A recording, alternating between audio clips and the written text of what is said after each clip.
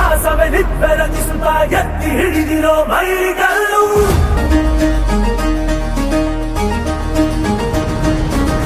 ಧಿಕ್ಕರಿಸಿದ ರಾಮ ಶಕ್ತಿಯನ್ನು ಗಾಳದೆ ಧೈರ್ಯಿಸುವ ಇವನೆಲ್ಲು. ಬದಲಾಗಿಸುವ ಸಿದ್ಧಾಂತಕ್ಕೆ ಮುಖಪುಟದ ಮುನ್ನುಡಿ ಗೆತ್ತುವನೆಲ್ಲು. ಬಡವರ ಬದುಕಲು ಕಾಯಲು ನಿಂತ ಸಿಂಹ ಕೇಸರಿ ಬಾ.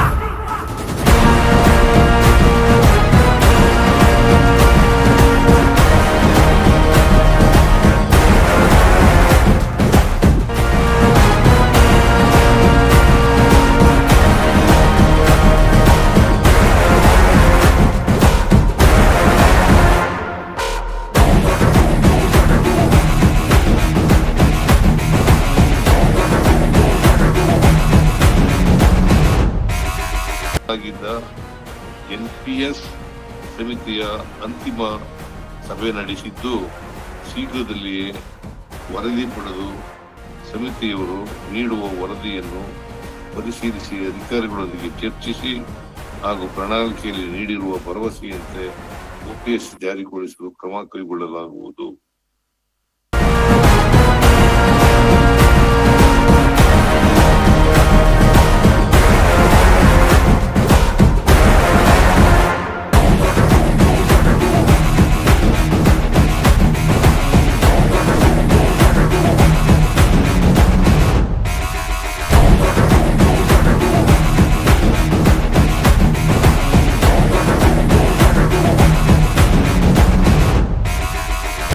ಈ ನಾಡಿಗೆ ಮತ್ತೊಂದು ಶಕ್ತಿ, ಈ ನಾಡಿನ ಅಭಿವೃದ್ಧಿ, ಈ ನಾಡಿನ ಚಿತ್ರಣವನ್ನು ಬದಲಾಯಿಸುವಂಥ ವಿಚಾರದಲ್ಲಿ ಹುಟ್ಟು ಹೋರಾಟಗಾರವನ್ನು ಬಿಡದೆ ಗುರಿ ಮುಟ್ಟುವಂಥ ಛಲಗಾರ, ಸಾರ್ವಜನಿಕ ಬದುಕಿನಲ್ಲಿ 1989ರಿಂದ ಇಲ್ಲಿಯವರೆಗೆ ಸೋಲಿಲ್ಲದ ಸರದಾರನಾಗಿ, ಜನನಾಯಕನಾಗಿ, ವಿಶೇಷವಾಗಿರುವಂಥ ಸಂಘಟನಾ ಕೌಶಲ್ಯದ ಮೂಲಕ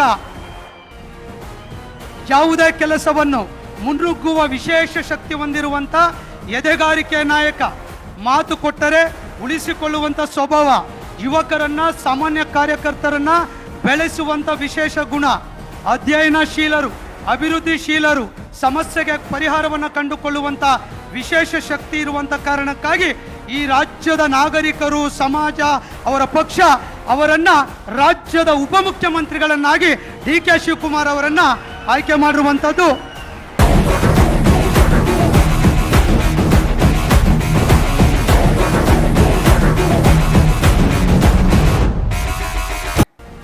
ಈ ರಾಜ್ಯದಲ್ಲಿರುವಂಥ ಎಲ್ಲ ಸರ್ಕಾರ ನೌಕರ ಪರವಾಗಿ ನಿಮ್ಮ ಅಧ್ಯಕ್ಷರು ಸಲಾಕ್ಷಿರಿ ಅವರು ಹೇಳಿದ್ರು, ನಿಮ್ಮ ಜೊತೆ ಯಾವಾಗಲೂ ನಾವು ಇರ್ತೇವೆ ಅಂತ ಹೇಳಿದ್ದಾರೆ. ಆ ನಂಬಿಕೆ ಉಳಿಸ್ಕೊಳ್ತೀರಿ ಅಂತ ನಾನು ಭಾವಿಸ್ಕೊಂಡಿದ್ದೇನೆ.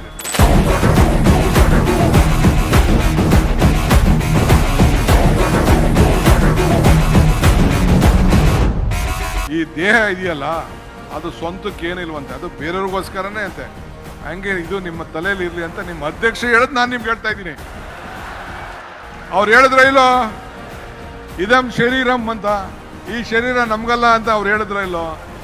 ನಾನು ಅವ್ರು ನಮ್ಮ ಗುರುಗಳು ಅಂತ ಅವ್ರ ಪಾಠನ ನಾನು ಪ್ರವಚನ ಮಾಡ್ತಾ ಇದ್ದೀನಿ. ನಾನು ಪ್ರವಚನ ಅವ್ರು ಹೇಳಿದ್ದೆ ನಾನು ಹೇಳ್ತಾ ಇದ್ದೀನಿ, ನಾನೇನು ಹೇಳ್ತಾ ಇಲ್ಲ.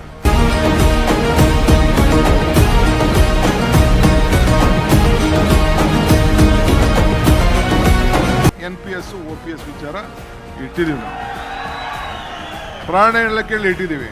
ಈಗ ಅಂಜುಮ್ ಪರ್ವೀಸ್ ಅವರ ಮುಖಂಡತ್ವದಲ್ಲಿ ಒಂದು ಕಮಿಟಿ ಕೂಡ ಮಾಡಿದ್ದೀವಿ, ಅದು ಕೂಡ ಅವರು ಸಿದ್ಧತೆ ಮಾಡ್ತಾ ಇದ್ದೀರಿ. ನೀವು ಬಿಟ್ರೆ ನಾ ಬಿಡುದಿಲ್ಲ ರೀ, ನಮ್ಮ ಮಾತು ಉಳಿಬೇಕಲ್ಲ.